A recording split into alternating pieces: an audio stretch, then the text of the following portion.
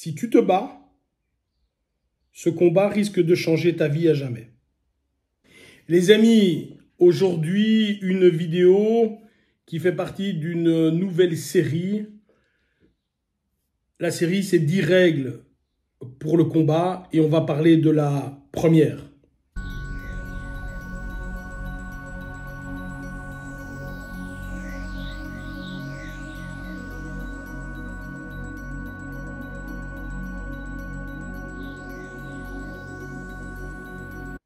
Vous savez, les amis, il y a souvent des gens qui se disent « Ah, j'ai des ennuis, j'ai ceci », et j'en ai déjà parlé sur une autre chaîne, sur d'autres trucs, en faisant la réflexion entre un tracas et des problèmes. Le tracas, c'est quoi? Je renverse du café sur ma chemise, elle est pleine de café, c'est ennuyeux, c'est chiant, c'est voilà, je peux pas travailler, blablabla, enfin, ou je crève un pneu, que sais-je.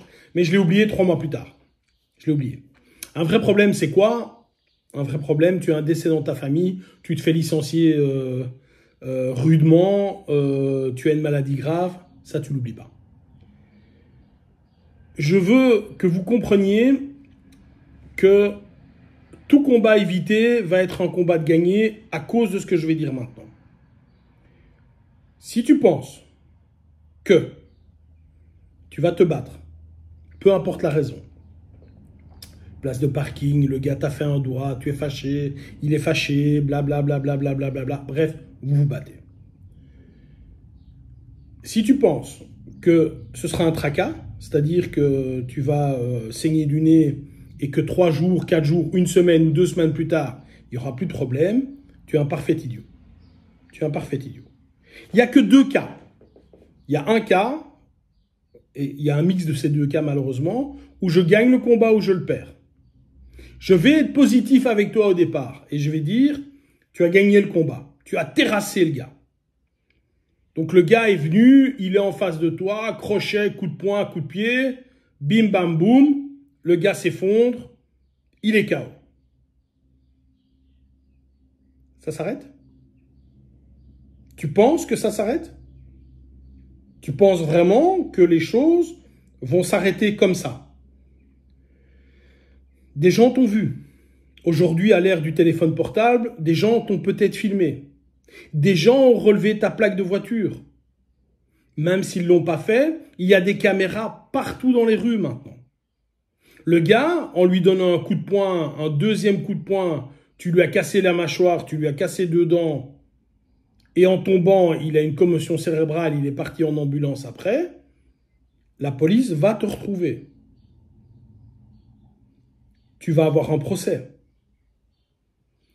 Tu pourras peut-être déterminer à quel point le fait de t'être battu pour la place de parking était une importance capitale dans ta vie, parce que c'était vraiment ta place de parking, mais le juge risque de ne pas l'apprécier. Et dans le meilleur des cas, tu n'iras pas en prison, mais tu devras payer une grosse amende. Et dans le pire des cas, tu risques la prison. Une histoire qui est arrivée en France, un homme qui a donné une gifle à sa femme a été condamné à 1 an de prison. Heureusement, il n'a pas dû les faire.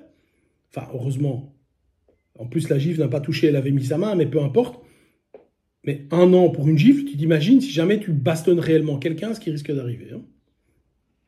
Et ne t'inquiète pas, hein.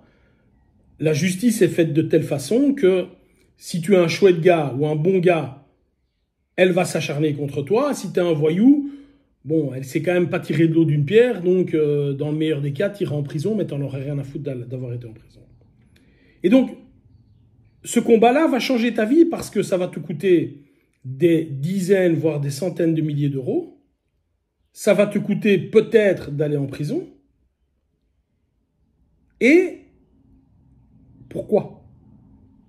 Quand la mousse sera descendue, quand ton esprit sera froid, pourquoi tu t'es battu au départ?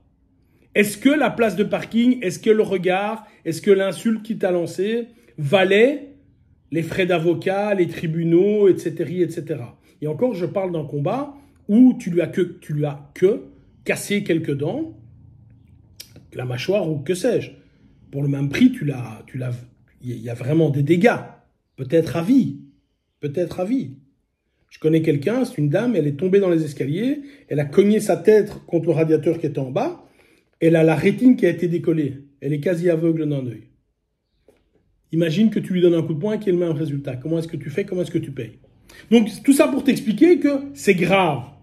Maintenant, pire des cas, tu te fais rosser, c'est toi la victime. C'est toi qui te retrouves avec 3 dents en moins, le nez cassé et peut-être un œil crevé. Toute ta vie, tu y penses. Toute ta vie, lorsque tu vas te raser, tu vas penser à cette situation. Donc, je veux que tu comprennes et je veux que tu le saches que la deuxième règle, c'est tout combat évité est un combat de gagner parce que sinon, celui-ci va changer ma vie à jamais. On peut parler, blabla, blabla, blabla, blabla. La seule raison pour laquelle tu peux te battre, c'est que tu subis une agression. Et là, j'ai envie de dire que là, tu as non pas presque, tu as l'obligation de te défendre. Tu as l'obligation de te défendre toi ou de défendre quelqu'un qui à côté de toi subit cette agression. Donc là, c'est une obligation, ça n'a rien à voir. Donc ici, il faut que tu comprennes que, copain, les films, ce sont les films. John Wick, 4, si tu veux voir un film comique, je te le conseille. Il tombe de 4 mètres, il se relève. Moi, j'ai glissé, lorsque je travaillais dans un de mes business, j'ai glissé, mon genou a tapé une latte en acier. J'ai été handicapé pendant quasiment 2 mois. Avec opération, j'ai 30 cm au genou, j'ai une tirette comme ça. Mais lui, il est tombé de 4 mètres. C'est un film. Dans la vraie vie, tu te casses la figure sur un trottoir, tu as l'épaule cassée. Ça, c'est la vraie vie. Donc, s'il vous plaît, sortez de ce que l'on voit à la télévision et rendez-vous bien compte. Tout combat évité est un combat de gagner. Sinon, celui-ci changera ma vie à jamais. Bye bye.